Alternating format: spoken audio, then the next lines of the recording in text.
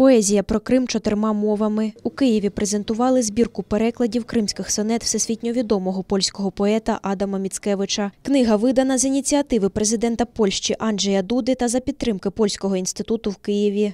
To specjalne wydanie zostało przygotowane w związku z inauguracją Platformy. Ця книга була підготовлена з нагоди інавгураційного саміту Кримської платформи. Одразу ж після першого засідання Кримської платформи президент Анджей Дуда передав президенту Зеленському один екземпляр цієї збірки. Видання приурочене до 30-річчя української незалежності. У ньому є також вступне слово президента Республіки Польщі. І це чіткий знак підтримки територіальної цілісності України та протест окупації Криму.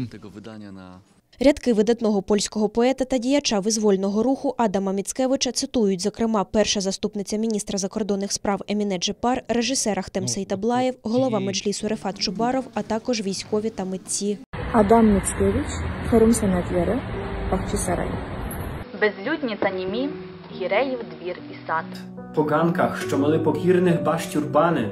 Софи, трони потенгі. Первозларга, сачахларга, бой узатеп. Руїна пише тут на мурах, гість незнаний. Як Валтазарові невіковічний згад. Кеттинсыз ебедієн яша болмай. Ганьба, немає вас. А джерело дзвонить. Меним ісе алядат. Тиммай сесим. До збірки увійшли вірші мовою оригіналу польською, а також їх український переклад Максима Рильського, англійський Чарльза Крашевського та кримськотатарський Шакіра Селіма. Останній відредагувала та оновила поетка і перекладачка Майє Сафет. Українська і кримськотатарська версії в перекладі видатних поетів українського Максима Рильського і кримськотатарського Шакіра Селіма. І саме ці переклади цими видатними поетами, вони нам дають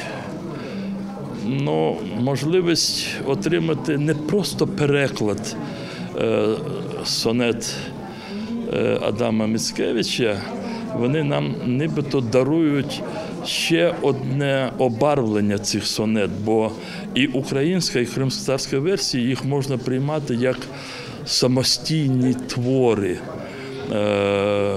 які написані по сюжетах кримських сонет Адама Міцкевича.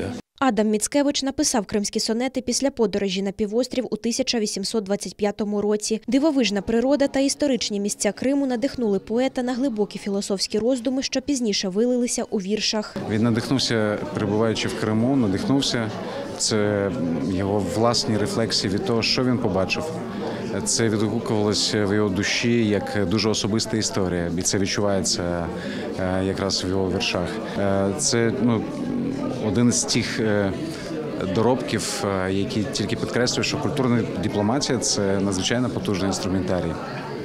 Адам Міцкевич був поетом-романтиком, і тому Крим показаний в такому піднесено елегійному дусі, я би сказав, в цих сонетах. Там Чотирдах – це драгоман між небом і землею, це місце, де можна Бога слухати, або це розповіді про інші історичні місця Криму, саме в такому піднесеному в дусі, який подає Крим дуже привабливою землею красивою, щасливою, місцем, де зберігаються спогади про минулі часи кримсько-татарські, місцем, яким можна захоплюватися.